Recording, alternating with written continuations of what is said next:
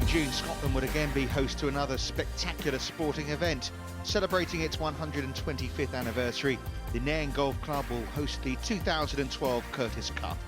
Nestled on the shores of the Moray Firth, this traditional links golf course will provide a fine test for the top female amateur golfers from Great Britain and Ireland and the United States. Wentworth, Royal Liverpool, Muirfield and St Andrews have all hosted the biennial event, putting Nairn in esteemed company. But the venue is no stranger to hosting top amateur competitions. It was the competition the club members had wanted most, I think. Having had the Amateur Championship and the Walker Cup, the one that really wanted was the Curtis Cup. It kind of made the hat-trick for us. Some of the great young names, including world number one Luke Donald, cut their amateur teeth on this great course at the 1999 Walker Cup. It's such a history of hosting GB&I team matches in the past. Nairn itself has hosted the Walker Cup, it's hosted the Vagliano, the Jacques Leglise, almost anything that's worth having in terms of amateur golf team events. And I think from Nairn's perspective, the Curtis Cup was the one that was missing from the pile, and hopefully they'll be as pleased to have us here this time as we are to be here. It's the pinnacle. It's something that all clubs, I'm sure, strive for, and to have it in Nairn is just exciting. The Great Britain and Ireland squad is littered with talent, boasting several of the world's top amateurs. Already the holders of the Astor Trophy, they go into this event with high hopes of bringing the trophy back to this side of the Atlantic. Yeah.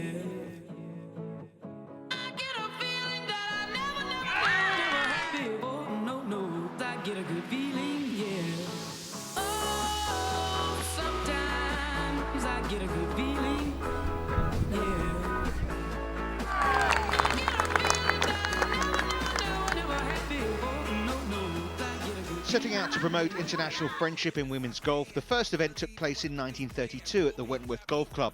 Harriet and Margaret Curtis' dream had been fulfilled at the start of the greatest event in the women's amateur game. The Paul Revere Trophy is inscribed with the words, "To stimulate friendly rivalry among the women golfers of many lands."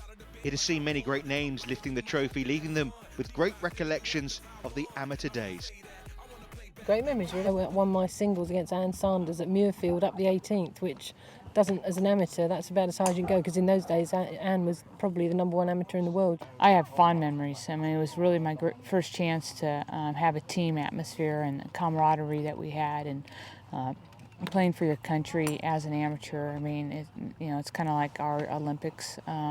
So I mean, it was a big thrill for me. I mean, most of the people that are on that team I still stay in touch with. So, and that was a long time ago. So, it's a lot of fond memories and a lot of good sportsmanship and good golf. Like the Solheim, it's the fact it's in a team event. It's just so different from your normal, golf events. And when you've got, I think there you had like 7 teammates. It's just special, playing with other people rather than against them all the time. It's a massive part of amateur golf. You play an awful lot of team events especially in the UK and Ireland. So you grow up with that as part of your golfing education, if you like. And when you come to the pro ranks, it all comes flooding back, especially in something like the Solheim. And they're the sort of weeks that you wish you could have more often. The Nairn Golf Club has seen many top names in the women's game compete on this tough but fair track. Often overlooked by its bigger rivals, this championship links is one of the most spectacular seaside courses in Scotland.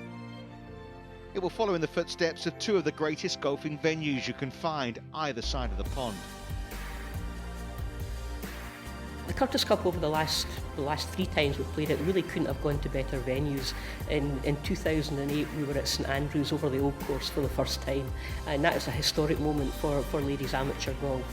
We followed that by going to Essex County Club in Massachusetts, which was the home course of the Curtis sisters, and it doesn't get much better than that following on from the old course at St Andrews. And now we're going back to a members club, which really is at the heart of everything that we're trying to do with Curtis Cup, is engaging everybody.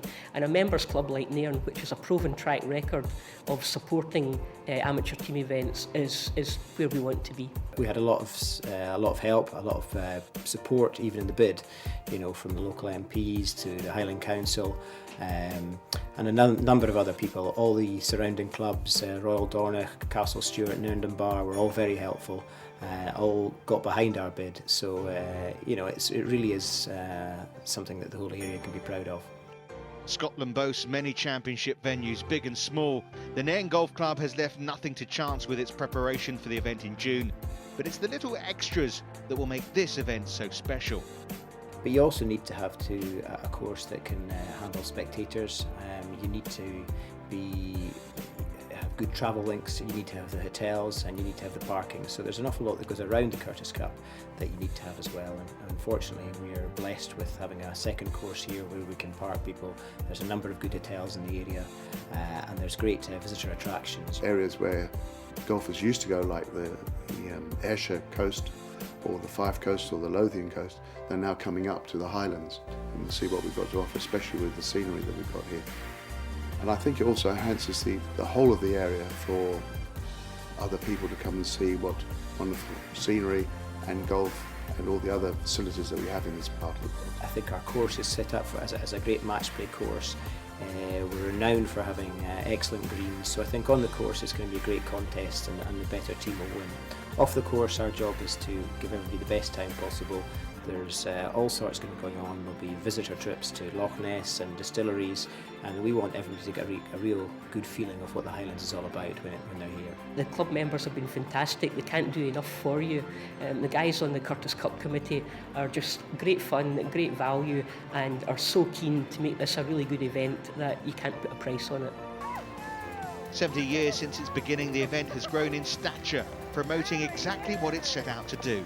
Golf is often seen as an insular sport, a sport for the individuals.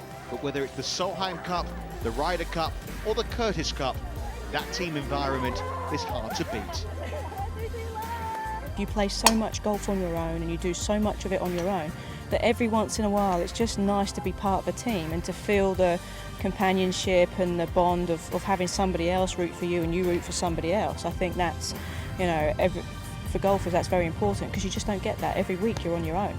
Pretty much all the girls I know from Great Britain and Ireland were from Curtis Cup, and I still keep in touch with them, and thank goodness now we have like Facebook and Twitter, but I definitely keep in touch with all of them. And I mean, it's such a great way to just form friendships and bonds across oceans, which is amazing when you think about it.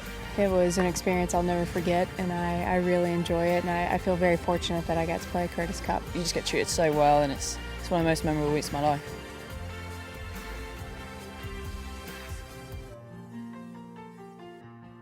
The legacy I would like to see from the Curtis Cup is some of the youngsters who come along and watch it actually wanting to be in the next Curtis Cup team in 2016, wherever that might be. I hope that they'll go home to wherever they've come from with a very warm feeling that they've had the best of Highland hospitality.